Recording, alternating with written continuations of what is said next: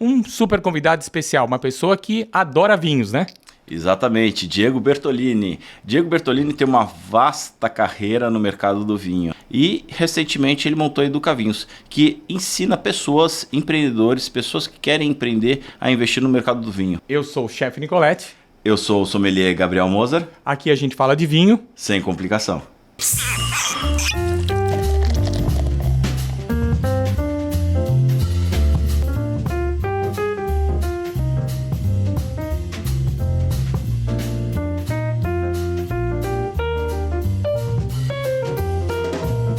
Hoje temos um convidado super especial aqui no Mundo do Vinho, Diego Bertolini. Ele já passou por diversas partes da cadeia produtiva do vinho, já trabalhou na Ibravin, já trabalhou na Salton e recentemente inaugurou um novo negócio, o Educa Vinhos, que está sendo um sucesso de público. Eu particularmente estive presente em um dos congressos dele. E daí a gente hoje o recebe, né, Marcos? Será um prazer receber e ouvir alguma história. Você vai explicar pra gente o que é o Educa Vinhos, mas antes de começar com isso, fala um pouco da sua trajetória no mundo do vinho. O vinho teve muito presente Olá, pessoal, na sua vida, primeiro, né? Muito obrigado pela atender o nosso convite, Diego. Não, um prazer, né? Um prazer estar atendendo aí o Gabriel da Mozart, que é uma das sumidades aí no desenvolvimento, né, de um acessório básico, né, para a nossa profissão, para enófilos consumidores, né, e um prazer estar aqui, né, no podcast no Mundo dos Vinhos Decanter, né. Quero também mandar um abraço para um grande amigo, o Adolar Hermann, né, o Adolar é um grande amigo, já viajei com ele para a Alemanha, a Serra do Sudeste, participamos de muitas feiras internacionais, né, e enfim, tá aqui um grande prazer, Marco, né, enfim, tá aqui compartilhando um pouquinho sobre o que a gente ama, né, e sobre um pouquinho sobre o mercado de vinhos, né. Então, hoje eu literalmente sou um pé franco no mundo do vinho, né. Eu nasci em Bento Gonçalves, Rio Grande do Sul, que é a capital brasileira do vinho. Serra Gaúcha representa 85% da produção de vinhos no Brasil, né? E o meu primeiro emprego, né, foi trabalhando numa vinícola, né? Então, o meu tio, que é o Idalenso Francisco Angeben, foi o primeiro funcionário da Chandon no Brasil, né? E ele que me apresentou ao mundo do vinho. Mas também isso é uma parte de nepotismo, né? Porque o meu avô, Domênico Bertolini, também era produtor de vinhos. Depois o meu bisavô, que era Domênico Bertolini, foi produtor de vinhos. Meu avô era ferreiro e fazia cintas de barris do vinho. Minha mãe é Pisato, da família Pisato. É o tal do nepotismo lá na Serra Gaúcha, né? Enfim. Mas a minha vida com o vinho, ela sempre foi muito presente, e eu, desde os 14 anos de idade, iniciei a trabalhar numa vinícola, né, lá na Serra Gaúcha, essa vinícola do meu tio. Depois a gente acabou sendo sócio da vinícola e desenvolvemos um projeto de viticultura, né, na região da Serra do Sudeste, onde hoje temos 35 hectares de vinhedo. Então atuo muito na produção também de uvas e comercializando uvas durante muito tempo, né, para renomadas vinícolas do Brasil e do Rio Grande do Sul, né. E hoje também, além de Educa Vinhos, a minha família tem um projeto, uma vinícola, se chama Manos Vinhas e Vinhas, uma vinícola boutique, né, que foi destacada entre uma das destaques de vinícolas, num dos principais guias da América Latina, né, como Vinícola Revelação, né, com prêmios, né, com o melhor Pinot Noir do Brasil. Temos Nebbiolo, Teródigo, até variedades não tanto usuais, conhecidas no Brasil, como a Círtico, né, que é um varietal lá grego, né, enfim. E hoje, né, minha trajetória com vinho, ela se passa, né, muito focada no mercado, porque quando a gente faz sociedade, né, com o meu tio, com a minha família, a gente investe muito na produção. Ou seja, na indústria, no caso da vinícola, investimos em vinhedos, em pomares de oliveiras também, que nós somos produtores de azeite, né? E a gente investiu muito, né, no produto e esqueceu o mercado, né? E na época, nunca esqueço, 2000 e em 99, 2001, a gente foi a primeira vinícola brasileira a estar no portfólio de uma grande importadora da região sudeste, né, que era a Mistral. E nós tínhamos assim, né, não, temos o melhor produto, agora fizemos uma parceria comercial com uma das principais importadoras de vinho do Brasil, né, e 3 anos depois nós quebramos a vinícola, porque a gente delegou 100% a parte comercial. Claro, o vinho brasileiro naquela época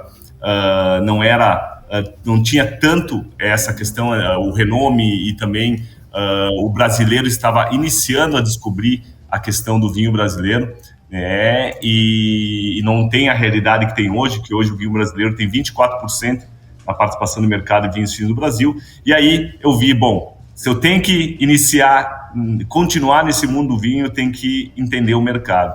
E aí, com 17 anos, eu inicio na Cooperativa Vinícola Aurora, né, e depois fiquei 5 anos trabalhando na área comercial. Passo também 7 anos no Instituto Brasileiro do Vinho, onde fui diretor de promoção no mercado brasileiro, e posteriormente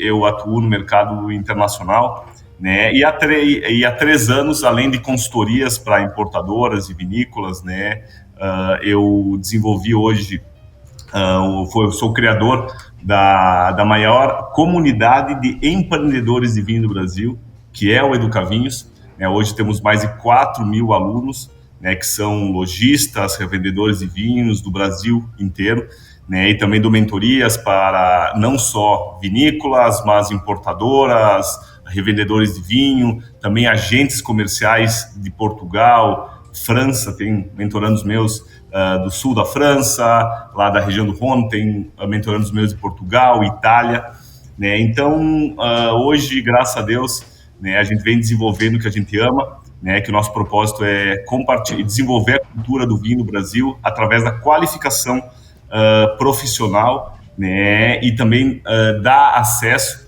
né, não só à informação da cadeia produtiva, ou seja, da base produtiva de produto, mas dar a informações em relação ao mercado, criar metodologias para incremento de venda em diferentes canais comerciais.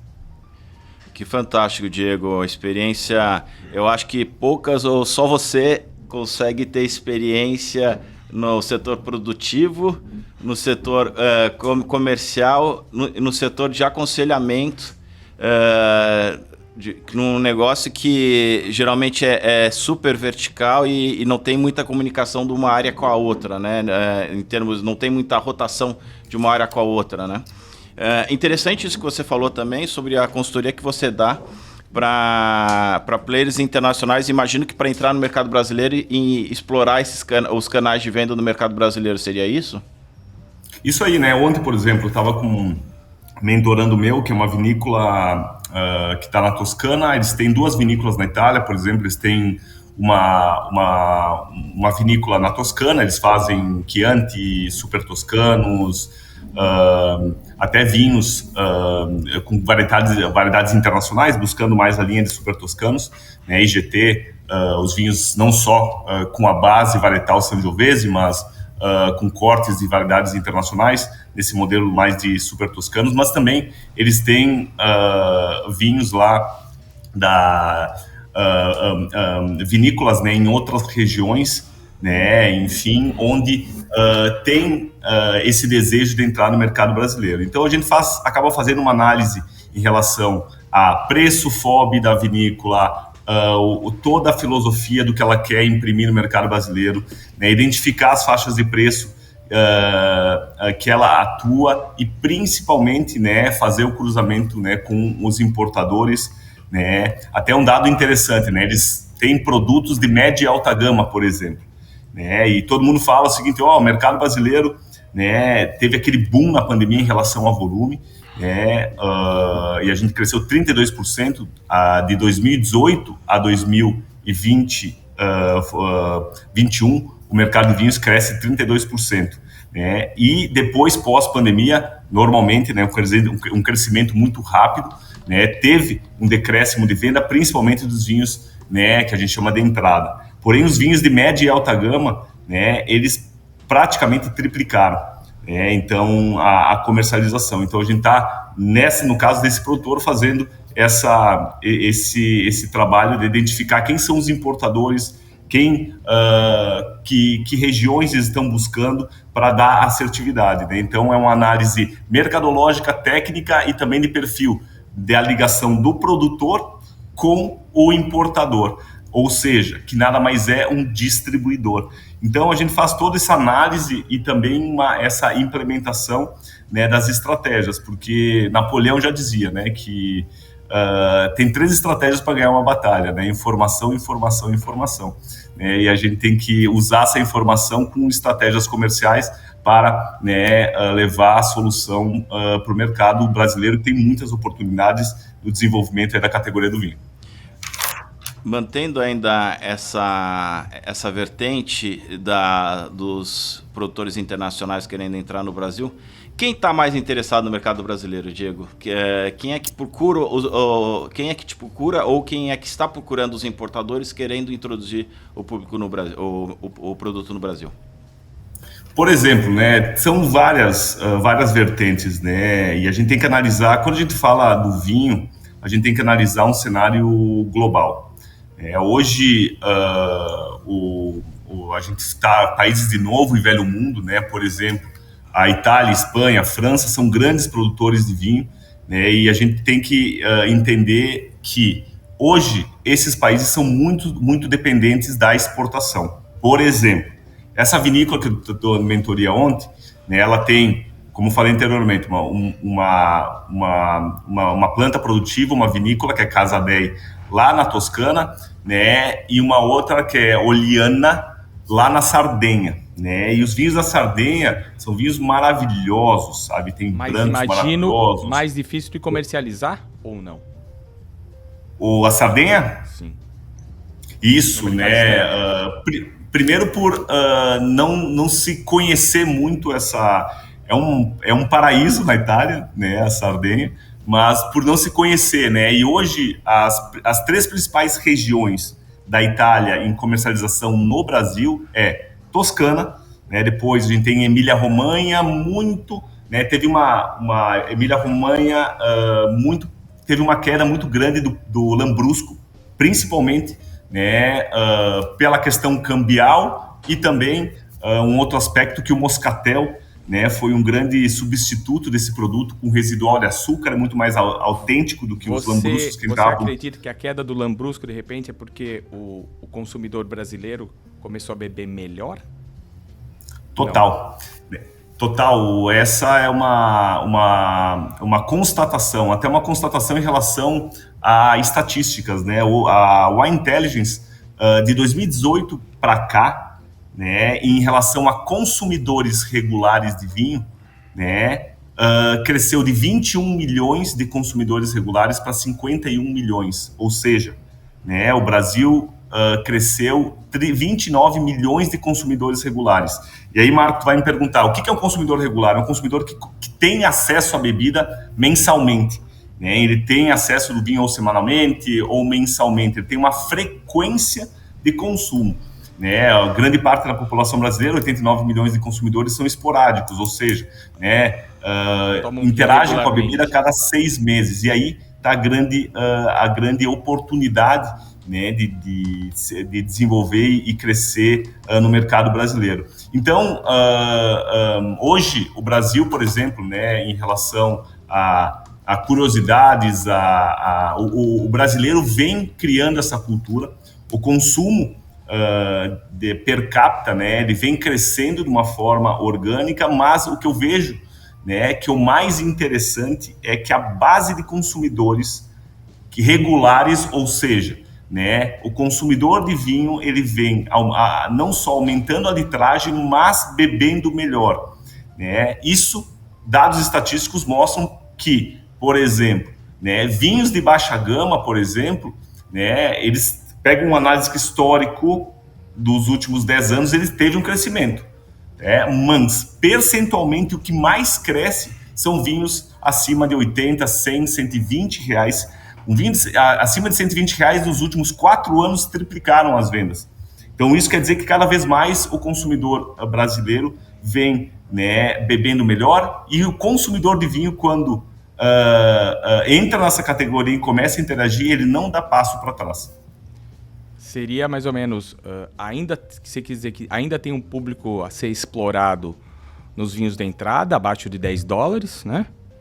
Mas o público que começou a beber vinho de $10 na pandemia foi partir pro de 20, 15, 20, e esse não volta mais. Esse agora ele vai começar a trocar, sair da Toscana, ir para Sardenha, ou sair do vinho verde português, Piemonte. vai começar a procurar explorar mais, tanto em qualidade quanto em volume de litragem, correto? Correto, porque hoje o consumidor de vinho, né, primeiro que ele não... O vinho, hoje, no mercado brasileiro, são 60 mil rótulos, ou 60 mil SKUs. Isso é pouco ou é muito se comparado ao resto do mundo? Só para me situar. Para ter uma noção, o maior mercado de vinhos do mundo é os Estados Unidos, né? O maior mercado de vinho em valor e em volume. Tá? E hoje o mercado americano tem em torno de 80 a 90 mil rótulos. Então o Brasil tem muitos rótulos no mercado. Lembrando que eles produzem muito também, mas importam mais ainda, correto? É o quarto maior mercado produtor de vinhos do mundo, mas eles quase consomem... Eles consomem quase 80, 90% da sua produção, imagino? Isso, Estados Unidos hoje 42% do market share são vinhos americanos. Né? Desde Infadéis até vinhos mais estruturados. Isso, porque se não for analisar, o Napa Valley é uma região mais conhecida, né? Enfim, Sonoma, na Napa, mas os vinhos do centro da Califórnia até o Washington State, né? Pouca gente sabe, mas os Estados Unidos também é produtor de vinho de mesa, né? Enfim, de uvas Isabel, americanas, enfim, Isabel, principalmente Bordeaux. Né, enfim, a Bordeaux com acento, né? A gente fala, a Bordeaux com acento, né? Então, os Estados Unidos também, ele é um produtor muito grande também de vinhos de mesa, né? E isso é interessante a gente fazer uma análise. Eu sempre faço uma análise mercadológica, porque eu estudei, né? Eu fiz um MBA na CAD Business School em Bordeaux, na França, e um dos módulos que eu fiquei 15 dias foi na Sonoma State University. Eu fiquei 15 dias, eu tive uma aula muito incrível, uma das principais aulas que para mim mudou meu mindset em relação ao mercado brasileiro, né? Foi na sede da Constellation, né? Constellation é o segundo maior grupo de vinhos do mundo, Mondavi, Opus One, né? E até eles têm uma pegada diferente porque eles são uma grande empresa que comercia Black Box, por exemplo, que é o bag box mais vendido no mundo. Né? E eles têm um mindset, um direcionamento mercadológico diferente, porque também eles distribuem Corona no mercado americano. Né? Então, o negócio deles é distribuir bebida, então eles não têm tantos preconceitos ou tantos preciosismos quanto os europeus, vai? Total, porque eu acho que é uma coisa que a gente tem que se espelhar muito no Brasil. Antes de entrar nesse caso da Constellation, eu quero fazer um histórico do mercado americano. Há 15 anos atrás, o mercado americano ele tinha um consumo per capita de 3 litros. Se deve, será aquele julgamento de Paris, toda aquela carga da qualidade do vinho californiano ou americano ter melhorado muito nos últimos 30, 40 anos? Eu acho que ajudou mais a produção local, tá, que ganhou notoriedade, e também empresas internacionais que se instalaram no mercado americano, por exemplo, Freixenet, tem Glória Ferrer, Moon tem plantas lá, também os cineastas como Coppola desenvolvem projetos lá, e isso leva para Hollywood, aquele Chardonnay sempre na porta da geladeira, no Sex and the City. Dona de casa no final da tarde. Isso. Mas o que eu vejo no mercado americano que é replicável no mercado brasileiro, e por isso eu acredito tanto na expansão do mercado brasileiro, é que 15 anos atrás o consumo era igual ao Brasil. Hoje é um consumo de 12 litros per capita. Tá? Em comparativos, o Brasil bebe quantos?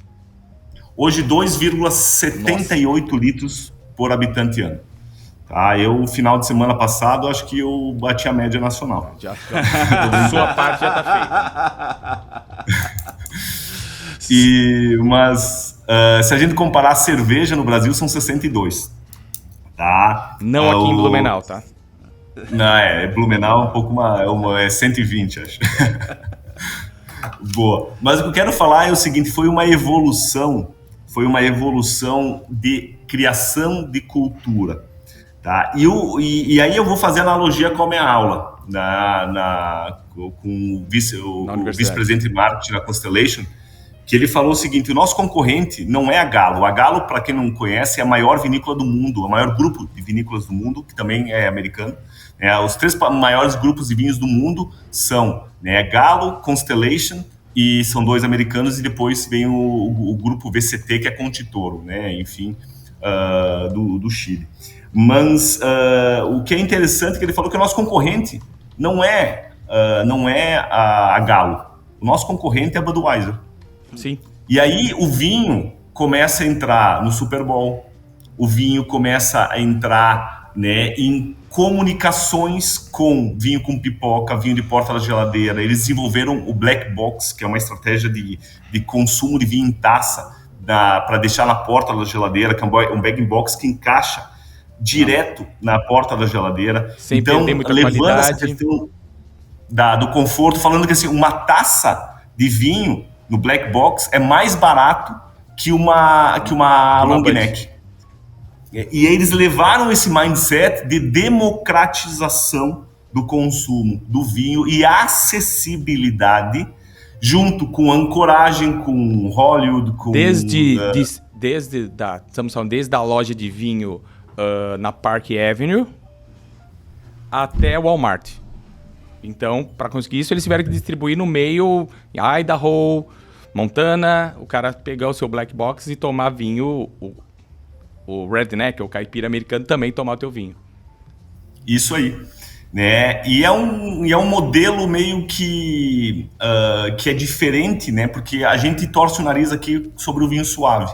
Pô, eu adoro Alvarinho, cara. Eu adoro mineralidade. Eu fui agora para a Alemanha, na ProWine, e adoro vinhos minerais complexos. O meu irmão lançou agora um vinho acírtico, lá da ilha de Santorini, importou as mudas e ele vinificou ele pegou as rochas do terreno e deixou submersas no vinho para extrair mineralidade. Isso eles fazem muito em alguns produtores muito específicos na Alsácia, também na Alemanha. Mas o que eu quero dizer, é que essa questão de nichos, e desenvolvimento de produtos, é muito bacana, porque acaba levando toda uma áurea para o vinho, mas a gente sempre tem que encaixar o consumo com o paladar e a cultura do povo. No mercado americano, por exemplo, eles entenderam a questão do residual de açúcar há muito tempo. E se a gente analisar preconceitos, um exemplo, hoje, o que mais vende do Brasil hoje, 54% do que se vende no Brasil são vinhos de mesa. Vinhos de mesa, quando a gente fala, não é legislação da Europa, vinhos de mesa são de uvas americanas, que é um vinho que ele é vinificado com Isabel, Bordeaux, tem aromas primários, não são tão complexos como as uvas americanas, porém, 90% desse volume, que é gigantesco, estou falando de 200 milhões de litros, 90% desse consumo são vinhos suaves, ou seja, vinhos com residual de açúcar. No caso dos espumantes, o Brasil, ele cresce nos últimos... Para ter uma noção, em 2005, era 5 milhões de litros comercializados de espumante. Hoje, são 39 milhões de litros de espumante, sendo que 48% são moscatéis, que é um produto que tem açúcar residual da própria uva. Então, o mercado americano ele tem muita similaridade em relação ao Brasil, principalmente pelo paladar, porque a cultura do latino, não estou falando que todos os Estados Unidos é latino, principalmente numa das costas, mas principalmente a costa produtora, entende que o residual de açúcar para o americano, que também gosta de doce, o nosso DNA, diferente da Europa, é o DNA da cana-de-açúcar. A matriz do açúcar na Europa é totalmente diferente. Então, eles entendem primeiro o paladar custo-benefício, distribuição, marcas como Yellowtail, que levam o screw cap, ou seja, né, não precisa ter saca-rolha em casa, né, pode comprar um Chardonnay com bom residual, com Você residual pode fechar médio. após o consumo, só tomar minha Isso. garrafa. Isso, variedades, bag-in-box, etc e tal. Ou seja, eles levam uma democratização em conceito, em precificação, em distribuição, em formato de embalagem, levando, né, algo mais simples, fácil, né? A gente tem vários cases como a própria Constellation, como a própria Galo, o próprio Mondavi, né, levando vinhos mais democráticos, Yellowtail, entre outros cases do mercado americano que levam essa democratização, mas não deixando a questão da tipicidade. Ou seja, né, a gente vem aprendendo muito em relação ao mercado e trabalhando nossos drives de distribuição, mas eu faço muita analogia entre os dois mercados que tem muito a ver. Eu sempre falo que o mercado brasileiro de vinhos está há 10 anos atrás do que o mercado americano. E a gente vai alcançar esse volume, né? E eu vejo que a evolução das importadoras, eu vejo as importadoras nada mais são distribuidoras. O próprio Adolar, ele tem... eu desenvolvi o primeiro projeto de marca própria do Adolar, que foi o Bossa. Tá? Eu trabalhava na Aurora. Excelente, um sucesso até hoje. Né? Eu lembro, né, que recebi o Adolar, eu tinha 20 e tantos anos, recebi o Adolar lá na cooperativa, na Aurora, com o Caio, a gente desenvolveu, que a Aurora, que acredito que ainda produz, né, os espumantes. Depois o Adolar investiu no projeto lá na Serra do Sudeste, com uma vinícola própria, ou seja, ele aumentou, né, ele participou de uma fatia de mercado. Ele tem...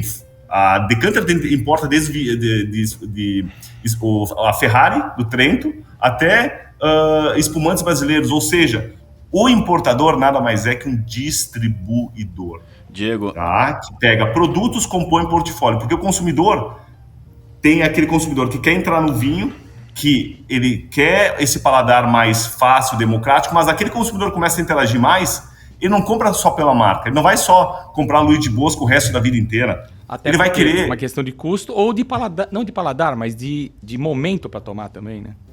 Diego, Total. Fazendo a transição agora, que eu sei que você tem agenda depois, a gente está aqui tomando um vinho verde, não é um alvarinho, é um vinho verde português, tem 20% de alvarinho, mas tem loureiro e avesso. Você deve conhecer o produtor Anselmo Mendes, um rótulo aqui. Conheço. Então, eu agradeço aqui, vamos brindar aqui a sua apresentação e aproveito para colocar o gancho para a próxima parte da entrevista. Um segundo só. Fica à vontade, eu estou aqui com os eventos. A questão, você montou a Educa Vinhos já faz 3 anos. Eu imagino que tenha muita gente no mercado brasileiro que vai nos ouvir nas próximas semanas, e muita gente que te procura, que busca no YouTube os seus vídeos, busca na internet. Eu quero abrir eu gosto de vinho, eu quero abrir no mercado de vinho. Em paralelo a isso, você vê grandes grupos de investimento investindo e tendo comprando ativos como a Gran Cru e a Evino, que estão dentro de um fundo de investimento. A gente tem várias pessoas interessadas em abrir grupos interessados em abrir capital e investindo pesadamente em marketing para pegar market share e para pegar visibilidade. Então a minha pergunta são duas. As minhas perguntas são duas. Primeiro, eu gosto de vinho, eu quero começar. O que você indica? E a segunda, quando essa abertura de capital vem, e se ela vier, você acha que vai ser um bom negócio ou o mercado ainda tem muito para evoluir até consolidar os players? O que você enxerga dessas perguntas? Bom, o que eu enxergo é que a gente tem um oceano de oportunidades para navegar. Né? Quando a gente olha dados da Brasel, né, que hoje o segmento de bares e restaurantes tem 1.100.000 e tantos bares e restaurantes, e menos de 10% tem vinho na carta. Então a gente pode pensar em 2 cenários.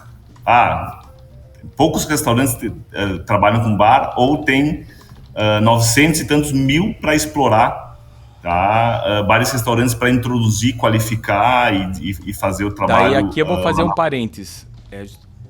Muitos lugares podiam trabalhar com vinho, restaurantes mais, que eles se consideram mais simples, mas em alguns momentos eles não se sentem preparados um pouco desse, eu vou falar, não sei se vou usar a palavra errada, o pedantismo. Mas vinho é caro, né? Mas meu cliente não, meu cliente toma Heineken, ele não vai tomar cerveja. Não, até aqui em Blumenau ainda o pessoal é mais seletivo, vai tomar a marca regional, mas ele não vai tomar vinho. E fica um círculo vicioso, né? Ele não coloca vinho porque ele acha que o cliente dele não vai tomar, o cliente dele não toma porque não tem.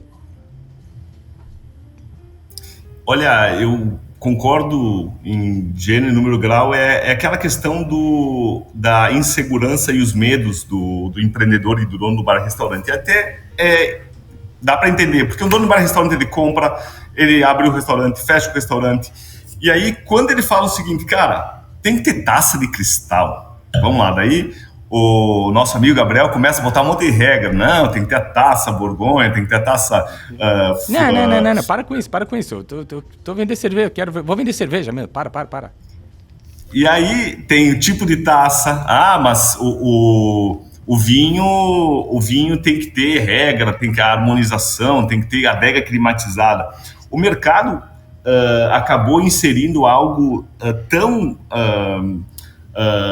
regras que engessaram esse empresário e falou, não, é muito difícil, não é para mim, então eu prefiro vender cerveja porque tá bom para mim. E aí a Fispal faz um outro estudo qualitativo anual que fala que um estabelecimento que vende vinho tem 70% mais de margem líquida do que um estabelecimento que não vende vinho. E aí quando a gente começa a botar dados, por isso quando eu estou dando uma consultoria, por exemplo, para um produtor italiano, a primeira coisa que eu falo antes do vinho é ele entender o mercado, o que vende no mercado. Que faixa de preço de Chianti, porque tem Chianti de R$90, R$50 e tem Chianti de R$5.000. Né? Explicar para ele as diferenças, as tipicidades, entender quais são os players, qual o movimento, quais são as oportunidades e de você fazer o ramp-up. O Educavinhos, ele vem com essa proposta de simplificar a questão do discurso para o empreendedor. Se você tem um boteco, você tem que vender vinho suave. Se você tem... mas moscatel eu não gosto, então eu não vou colocar moscatel na carta. Se 48% se seu do espumante vendido no moscatel, Brasil... Bota moscatel. É moscatel, por que eu não vou inserir o moscatel na minha carta? O Adolar entendeu isso lá em 2005, que ele colocou o espumante Bossa Moscatel. Então, o que eu quero dizer é que a gente tem que democratizar não só o consumo para o consumidor, a bebida para o consumidor. Mas a cadeia distribuidora. A cadeia distribuidora. Por quê? O Educavinhos, ele veio através de um projeto. Ele nasceu, a ideia do Educavinhos, ela nasce de um projeto que eu desenvolvi na época da Copa do Mundo e das Olimpíadas, eu trabalhava no Ibravin, onde a gente qualificou, por ano, 3.500 bares e restaurantes, tá? Ao redor de todas as arenas, né, da Copa do Mundo. Era um convênio com o Sebrae e com a Apex, que a Apex era patrocinadora da Copa e foi, consequentemente, do governo brasileiro das Olimpíadas, e era nós, o Ibravin, a BIC do café e o IBRAC da cachaça, né, para desenvolver bebidas brasileiras, a qualificação de bebidas brasileiras, e o vinho foi um dos contemplados, né?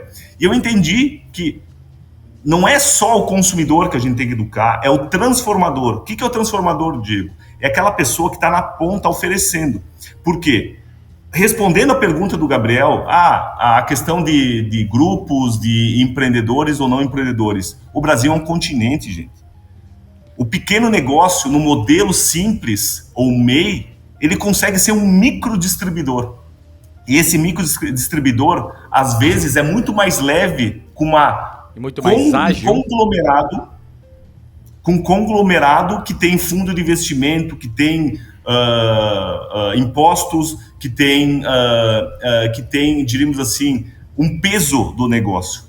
Tá? E aí eu acho que tem a grande oportunidade no mercado brasileiro, se chama distribuição. Fazendo uma outra analogia de um MBA que eu fiz na China, 52% do vinho vendido na China é vendido digitalmente. 52%. E quem vende? Social sellers, que são pessoas que vendem pelo WeChat com delivery regional, com alimentos, bebidas, etc. Então, o que eu falo e levando isso para a ótica no Brasil? O que a gente precisa são mais embaixadores, seja uma mercearia, seja um bar e restaurante que saiba gerir o mínimo a categoria e fazer um serviço básico para depois, conforme ele for melhorando o público e subindo a régua. Porque senão a gente só fala o seguinte, não, tem que ter taça, isso, tem que ter isso, tem que ter aquilo, tem que ter adega. Não, pode estar gelando vinho no freezer, o branco junto lá com a Skol, né? Não tem problema se ele subir um pouquinho mais de 12, tá? O que importa é entender, levar o serviço de uma forma... tem um serviço básico de armazenamento? Tem, tá? Não bota na cozinha, acondiciona o produto, mas o que a gente tem que levar é algo mais descomplicado para esse empreendedor, gerir a categoria de uma forma simples, qualificar o garçom, porque o garçom tem medo de oferecer o vinho. Medo de o cliente fazer pergunta e eu não sei responder. E eu passo isso como operador de gastronomia, por isso. Então, respondendo, Gabriel, em relação à tendência de mercado, eu vejo que no Brasil a gente tem sim uma grande oportunidade de fundos de investimento ampliarem, né? Enfim, só que cada vez mais é mais complexo, tá? Porque se a gente analisar a questão tributária no Brasil, o pequeno é mais leve em relação a custos operacionais, administrativos e principalmente imposto. Porque hoje, uma empresa até 4,6 milhões de reais paga em torno de 4 a 12% de imposto. Isso pode estar levando um serviço, né? Isso pode estar reduzindo os custos de venda. O que a gente tem que entender é a cadeia de trás, do meio para trás, né? Porque hoje tem muitos distribuidores que conseguem, com rótulos exclusivos, que conseguem atender com super preços. Bem, você sabe, eu viajei para 23 estados brasileiros trabalhando de fevereiro para cá. O que o tributo não faz, né? A questão tributária para você, se você é revendedor em Minas Gerais, se não me engano, eu acho que é 70% que você paga na compra em imposto. Isso deu aso ao surgimento de várias vinícolas em Minas que têm solos vulcânicos. Ele é mais agradável por conta de ser de uma altitude mais elevada. Então daí você tem o surgimento da Casa Geraldo, por exemplo, que está impressionante a penetração dos rótulos da Casa Geraldo em Minas Gerais. Se você vai para Tiradentes, ela inclusive está indo para a segunda loja em Belo Horizonte. Para quem não sabe, a Casa Geraldo está a 7 km ou 15 km no máximo da fronteira com São Paulo. Então o enoturismo também da Casa Geraldo está espetacular ali. É quase um shopping center a realidade lá. E com relação à minha primeira pergunta, quem você acha que vai abrir capital primeiro desses grandes conglomerados? E explica, por favor, como é que a sua mentoria, quais são os produtos que você oferece na Educavinho, Chico? Bom, respondendo a primeira pergunta, eu acredito que a própria Wine, né, ela está mais preparada em relação à abertura de capital. Então, se fosse falar entre Wine e Víssimo, eu falar Grupo Wine. A Wine, na minha opinião, ela fez um grande acerto quando ela compra a Cantu, né? E a Cantu é uma importadora, distribuidora que vem crescendo muito no mercado brasileiro. Então, ela apenas adquiriu um canal que ela não participava. A Wine, ela é hoje omnichannel, ou multicanal, ela tem o clube, que ela é a grande... Porque, só quero fazer uma analogia. A pré-pandemia, a gente tinha importadoras com os canais bem definidos. Vamos lá, Decanter, que fazia um belíssimo trabalho no on-trade, e tinha algumas lojas, estava começando a fazer um trabalho de loja, mas a própria loja ajudava o restaurante regional. Por exemplo, a loja lá de BH da Decanter ajudava o restaurante regional, né, porque acabava promovendo para o consumidor final. Então ela tinha um canal específico. A Wine.com era a rei do clube. A Ivino era a lei do flash sale, ou seja, promoção. E aí a gente tinha a Mistral, que era a rei do catálogo, do on-trade, etc. Estou fazendo aí uma analogia geral. O que aconteceu pós-pandemia? Né? Todo mundo teve que colocar os ovos em todas as cestas. Né? E aí teve uma questão da multicanalidade. A Wine hoje, além do clube, e-commerce, tem loja física, né? Ela participa do B2B, então ela tinha uma distribuidora que era a Bodega Wine, e aí ela compra a Cantu para participar de uma fatia maior do bolo, que a Cantu era a empresa que tinha maior capilaridade de distribuição no Brasil. Né? E hoje eu vejo que ela está mais preparada, né, para um possível IPO, diríamos assim. Isso a gente vê em relação a números, né, quando está analisando. Né? Enfim, analisando a própria evolução. A Ivino, que depois criou a Vissime e comprou a Gran Cru, né, que foi uma fusão aí milionária, né, enfim, etc. Ela vem nesse desenvolvimento, porém, na minha opinião, a Wine está na frente em relação a, diríamos assim, alguns passos na frente em relação ao crescimento, né, e consolidação, né, porque ela compra uma empresa ela pronta em relação à distribuição, e hoje o canal B2B vem crescendo bastante. Então, acho que respondendo e sendo bem objetivo, é o ponto. Vai dar lucro para o investidor? Vai dar lucro para o investidor? Né? Tem uma história da produtora do Chateau, né? Falou assim que o mais difícil do vinho é os 100 primeiros anos, né? Depois vai. Tô brincando. A questão do lucro é tudo dependendo da tua sede, porque um negócio, seja ele de vinho, seja qualquer for, ele precisa de tempo de maturação, de desenvolvimento. Então, o que eu vou falar? Tu conhece muitos produtores do Brasil que vêm crescendo, né, e vêm se desenvolvendo, vêm ampliando produção, porque tu tá investindo no negócio. Então, pede para o Adolar quantos milhões ele tem de produtos lá no estoque dele, e ele está sempre indo todo ano para feiras internacionais, visitando produtores, buscando portfólio, né? Então, o vinho tem uma excelente rentabilidade, porém, como qualquer negócio de compra e venda, tu tem um dinheiro em estoque. Tu paga o produtor, importa o produto, bota no Brasil, tem questões cambiais, né? E tu tem bastante dinheiro imobilizado, né? Sim, no negócio. Vamos falar da sua mentoria. Quais os produtos que a Educavinhos oferece? Me fala do seu congresso e me fala dos seus pacotes de mentoria. Eu estou perdido, eu quero investir em vinhos, eu quero vender vinho. Como é que eu faço? O que você me ajuda? Bom, a gente criou uma metodologia, né, que desde a gente ajuda empresários que querem criar o seu negócio de vinho do zero, né? Então a gente tem todo aulas e cartilhas que desde constituir a sua empresa, né, questões tributárias, questões legais. Então a gente tem todo o mapa para construir a tua empresa, fazer o MVP através das redes sociais, trabalhando de forma séria, legal, comprando vinhos legais. Né, a gente tem homologação de fornecedores, no caso, né, a nossa taça oficial da imersão profissionais do vinho é Moza, né, a Decanter é um dos, obviamente, é um dos fornecedores homologados, e a gente indica que eles comprem La Linda e Luigi Bosca na Decanter, não de um site ou do Mercado Livre, né, com algumas promoções que às vezes a gente não entende, né, né? Então, às vezes as pessoas também não conhecem, né, quem é o fornecedor sério, ou pagam e não recebem o produto. Então, tem muitos alunos que comecei a vender vinho, fui lá, comprei o Luigi Bosca no Mercado Livre, e aí não recebi. Ou recebi um produto que não tinha no contrarótulo o importador de origem, enfim.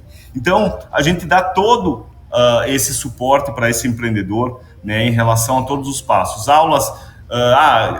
quero desenvolver meu bar de vinho, minha loja física. Aula sobre todos os passos que tu tem que ter na tua loja física. Aulas de como tu criar e cartilhas de conteúdo nas redes sociais, legalizar o seu negócio, migrar para diferentes canais de venda, ou seja, né, tu tem vários empreendedores que falam que o Educavinhos é o Sebrae do vinho, né? Ou seja, né, tu tem desde a gente tem uma equipe técnica de suporte que responde questões tributárias, legais em relação ao teu negócio, ou nada mais é que tem uma assessoria consultável, constante em relação a todos os aspectos do seu negócio, seja você pequeno ou seja você um produtor internacional que quer entrar no mercado brasileiro.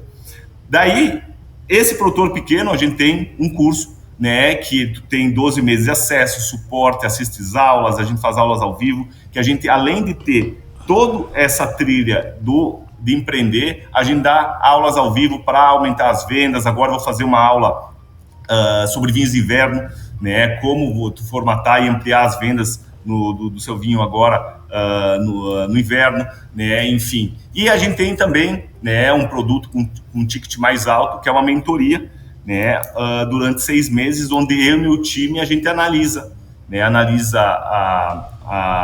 o perfil da empresa agora. Olha, eu quero abrir uma loja física em Blumenau, por exemplo. A gente analisa e dá, primeiro, vai fazer a pesquisa de mercado regional, ver quais são os fornecedores que tu pode estar levando, diferentes fornecedores aí na região. Aí a gente dá todo o checklist para tu formatar a sua loja, formação de preço, como tu promover, ou seja, né, tu tem um assessoramento no desenvolvimento e na trilha do teu negócio customizado, desde produtores internacionais até uma loja física, né? Eu tenho alunos de Maranhão, Bahia, com loja física, com e-commerce. Marabá. Marabá, né? Tu conhece algum deles, Gabriel? Ou seja, a gente democratiza o empreendedorismo de vinho, simplifica, né, através de bases técnicas, né, para o cara ter uma jornada. Eu já tive vários alunos meus que falaram o seguinte: Diego, eu paguei 15 mil reais a tua mentoria, né, de 6 meses de acesso, e eu entendi que no final eu quero beber vinho, eu não quero investir. Ótimo. Mas estava para comprar uma franquia de 400 mil reais. Foi barato. Me fez economizar. Foi barato. 385 Ele ia quebrar. mil. Foi barato, pô. Exato. Então, eu tive alguns casos assim, eu tive outros casos que, Diego, tu fez economizar 10 anos do crescimento do meu negócio. Tem alunos meus que começaram há 2 anos, já estão importando, né? Então, o que eu quero dizer é, a gente dá de uma forma democrática e escalonada. Claro, as mentorias eu não consigo me dividir, eu faço elas coletivas no Zoom, né? A gente tem tudo, formulários e KPIs de acompanhamento, né? A gente tem um sistema de navegação ativa que eu acompanho a jornada, o faturamento mês a mês de todos os meus mentorandos, para dizer por que tu caiu, por que tu não caiu as vendas, o que tu tem que fazer para aumentar as vendas, qual é a tendência de movimento do mercado para tu ampliar. Enfim, é uma consultoria escalável do teu negócio e de forma profissional e assertiva. Diego, eu tive no seu congresso, a gente foi patrocinador do seu último congresso, vai ter um agora em Bento Gonçalves, que é em setembro, é isso? Vai ser junto ao Wine South America, na feira. Você sabe as datas de cor, não? De 12 a 14 de setembro. 12 a 14 de setembro, vai ser paralelo, né? Então vai ser ou anterior, nos dias anteriores. Vai ser paralelo, vai ser dentro da feira. Ah, vai ser dentro da feira, ótimo. E eu acho que eu fiquei fascinado primeiro com a empolgação do seu público. Eu me senti meio que abraçado como uma igreja pela sinergia, pela bem-querência, pelo entusiasmo do seu público. E eu acho que é muito bacana também a exploração dos canais, que infelizmente a gente eventualmente marca uma próxima daqui em breve, mas seja do iFood, seja do WhatsApp, e também da questão dos produtos, seja o vinho em lata, que eu estou vendo à minha direita, à sua esquerda aí na tela, que é algo a ser explorado também, o vinho em box, que é algo a ser explorado, e também a precificação dedicação. As pessoas, elas não têm... Ó, isso aqui é um aluno meu, Sim, tá? que bacana. Mentorando meu, que desenvolveu um Polchap, né, que é uma sacola plástica do vinho português e trazendo para o Brasil. Eu acho tudo isso espetacular. E tem muita gente que assim está perdida e está em vias de gastar esses seus 400 mil. E às vezes ela tem um padrão de vida que ela não tem um padrão de vida ou uma idade para empreender no mundo do vinho e está em vias de perder dinheiro quando consumir, fazendo uso, além de aprender, além de expandir o conhecimento do mercado do vinho e não só rótulos, pessoas, etc., vai ter uma vida muito mais agradável e muito mais acessos ao mercado do vinho. Ele vai entender que às vezes não é para ele, e às vezes a sabedoria de você saber que pode fracassar é melhor do que você avançar no negócio, que às vezes é disposição. Tem pessoas que são dispostas, têm contatos, têm possibilidades, e tem pessoas que às vezes por conta do mercado, por conta da idade, não fazer nenhum julgamento de idade, mas eventualmente isso acaba impactando na tomada de decisão e na disposição da pessoa em fazer ou não um negócio.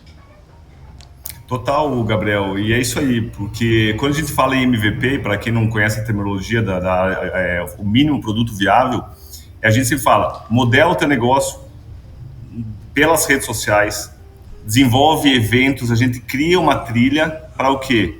Quando tu tiver a tua loja, teu ponto físico, porque antigamente quando me procuravam para consultoria, vou abrir uma loja de vinhos. Daí já começava a ver ponto, móvel, investimento, etc e tal, montava a loja e depois começava a divulgar. Esse foi a minha dor quando a gente empreendeu, gente. A gente plantou, fez os vinhedos em Cruzeiro do Sul, construiu a vinícola e aí precisava vender. Depois de ter feito isso tudo.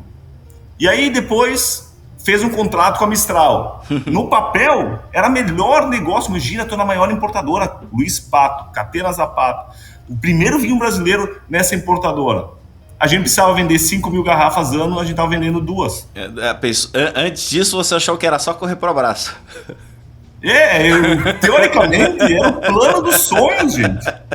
Era o plano dos sonhos, teoricamente, a gente quebrou o negócio. E o que a gente fez depois? Calçou a sandália da umidade e eu fui falar assim, eu amo essa bebida. Eu amo o mercado. Eu amo o vinho. Se eu quero continuar com esse negócio, eu preciso aprender. Daí comecei a trabalhar como estagiário na Aurora, terminei como gerente nacional de on-trade. Né? Conheci pessoas maravilhosas dentro da Aurora, a Dolar foi um dos...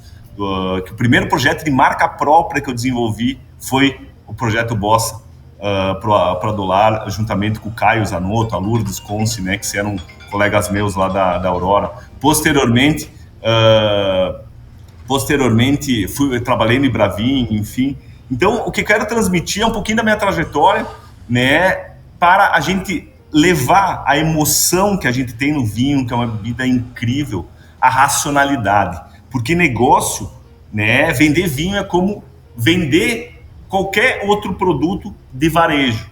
Calçado, por exemplo. Porém, o vinho ele tem um aspecto emocional e histórico. Tu se apaixona pelo fornecedor. Então, a razão de eu existir é levar racionalidade para esses empreendedores, levar assertividade e encurtar o tempo de crescimento ou até de desmobilização do seu negócio, fazendo passos para até ver se é isso que eu quero da minha vida, se tem oportunidade na minha região. E eu acompanho centenas de histórias de empreendedores que começaram com R$1.000 de estoque e hoje tem lojas de vinho. Eu estou falando há 3 anos, tem uma loja de vinho e tem lojas de vinho com 450 rótulos. Eles não tinham 0 capital de investimento. Então a gente tem cases de pessoas que começaram com R$1.000 em estoque e hoje tem 450 rótulos numa loja física, numa cidade de Conselheiro Lafayette, no interior de Minas Gerais, ou em Piauí, no Maranhão. Adega Lafayette, estamos falando? Adega Lafayette, né? Então, o que eu quero dizer, ele é um case, como outros centenas, o Mauro em Maringá, né? Já está indo para a 2ª loja, começou sem conhecimento nenhum, né? 0 de vinho, E hoje já está na segunda loja em Maringá. Como ele pensava na época, como eu vou competir com a Super Adega, a Adega Brasil, no Paraná, como eu vou competir com essa loja? E ele já está indo para a segunda loja, faturando 70, 80 mil reais por mês em cada loja, fazendo confrarias, etc. Então, o que eu quero transmitir para os ouvintes, para os telespectadores que estão conferindo o podcast o vinho é uma bebida mágica, apaixonante, mas o negócio precisa ter racionalidade. E a gente tem como unir a razão e a emoção, né? Só que tu chega muito mais rápido aonde tu quer, estando ao lado de uma comunidade. Eu sempre falo que o Educavinhos não é uma escola, a gente é uma comunidade de empreendedores onde a gente identifica as dores comuns e leva a soluções. E a gente é focado em pequenos negócios, pequenos e médios negócios, porque o Adolar, tenho certeza que quando ele começou a Decanter, ele começou com um sonho e pequeno, e hoje ele é um dos principais players do mercado. A tua história também, Gabriel, é de arrepiar, né? Tu foi um cara visionário, tu começou pequeno, com sonho e pequeno, e com pouco investimento, e hoje, né, galgando, trabalhando muito, visitando 20 e tantos estados, estando no mercado, não só na produção. Primeiro montou a produção para depois agora rodar o Brasil inteiro no mercado, identificar o que tu precisa no mercado para levar a solução para dentro da tua indústria. Então, é isso. O mercado de vinho, ele tem muita paixão, e o Educavinhos, ele tem, e o Diego Bertolini principalmente, né, tem a filosofia de levar a razão, né, para ampliar propósito de vida e também negócios através do vinho. Diego, primeiro, assim, é muito gostoso ver esse constante entusiasmo, eu acho que cativa. Segundo, é minha aflição, porque a gente só tem um Diego. A gente precisa de muitos Diegos para trazer esses pontos de vista, essas colocações, essas pontuações, para que as pessoas elas ajam racionalmente, e é legal a questão da criatividade da comunidade, que ela aguça e compartilha a criatividade, esse saber agir local, que é o que impacta na ponta final, que faz a tomada de decisão acontecer. Marcos? Fiquei com muita vontade de conversar contigo. Nós estamos abrindo um novo negócio aqui em Blumenau, um novo restaurante, e estamos formulando a minha carta. Vamos conversar mais para estruturar a melhor e deixar de ser apenas um restaurante que vende vinho, para o vinho ser um dos carros fortes, então, da nossa nova casa. E não, desculpa interromper, e não vai ser assim, na frente da prefeitura eles reconstruíram uma estação que existia no local, que era a antiga estação de trem de Blumenau. E temos um trem de verdade dentro quase da... É quase o Harry Potter de Blumenauense. Isso é muito legal, isso me inspira, né? Porque o Blumenau, Santa Catarina, para mim, é um dos estados incríveis, né? Antes de vir morar em São Paulo, eu estava indo para quase com um pezinho em Santa Catarina. Eu adoro Santa Catarina, mas também gosto muito da Serra Gaúcha, mas eu queria estar mais central, diríamos assim, né? Mais perto do aeroporto, né? Porque acabo viajando bastante, né? Para ter uma melhor qualidade de vida.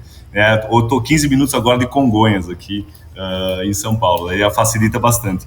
Mas o que eu quero te dizer, Marco, que tem muita oportunidade, né, de estar desenvolvendo, explorando, e um bar, um restaurante, ele pode ser uma loja, ele pode ser um delivery, ele pode ser clube de vinho. Tem alunos meus restaurantes que eles são multicanal, só que eles pensam local, e o que o Gabriel falou é muito interessante. Tu pode ser local, porque as pessoas querem, vou botar um e-commerce, quero atingir o Brasil. Gente, o maior dor da wine e da Evino se chama logística e distribuição. Então, cuida do teu quintal de casa. Eu sou do Esportivo de Bento Gonçalves. Primeiro, o Esportivo tem que ser campeão na segunda divisão, para depois ser campeão no Gaúcho, para depois ir para a Copa do Brasil.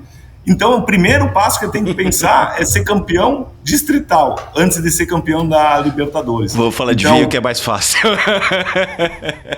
Então, Marco, o que eu quero falar, tu pode ser uma loja distribuidora, tu pode ser na sua região. Excelente dicas. Então, muito bom o bate-papo de hoje. Diego, muito obrigado pela sua agenda, pelo seu tempo, pela sua simpatia. E o legal de uma conversa é quando ela termina com vontade de ficar mais tempo, né? Mas infelizmente eu sei que você tem sua agenda, agradeço muito a sua disposição e vamos marcar futuramente outro bate-papo para ter mais essa energia, essa vivacidade e essas informações muito bacanas que você nos trouxe. Fechado, pessoal. Obrigado aí. Mais uma vez quero agradecer a todo mundo pelo convite, né? Agradecer os telespectadores aí, os ouvintes, né? Que estão em várias plataformas, estão ouvindo essa mensagem. E um brinde ao vinho, né? E um brinde à cultura do vinho no Brasil, que é maravilhosa. Valeu, abraço, Diego, tudo de bom. E, continuando, nos sigam nas redes sociais, nos sigam no Instagram, no YouTube. O podcast está em todas as plataformas, Apple Music, qual mais? YouTube, Spotify, Apple Music e Amazon Prime. Amazon Prime, todas as plataformas. Compartilhe com quem, de repente, está começando o negócio do vinho, quem está pensando, que vai ser uma ponte interessante para a pessoa se entender e fazer bons negócios.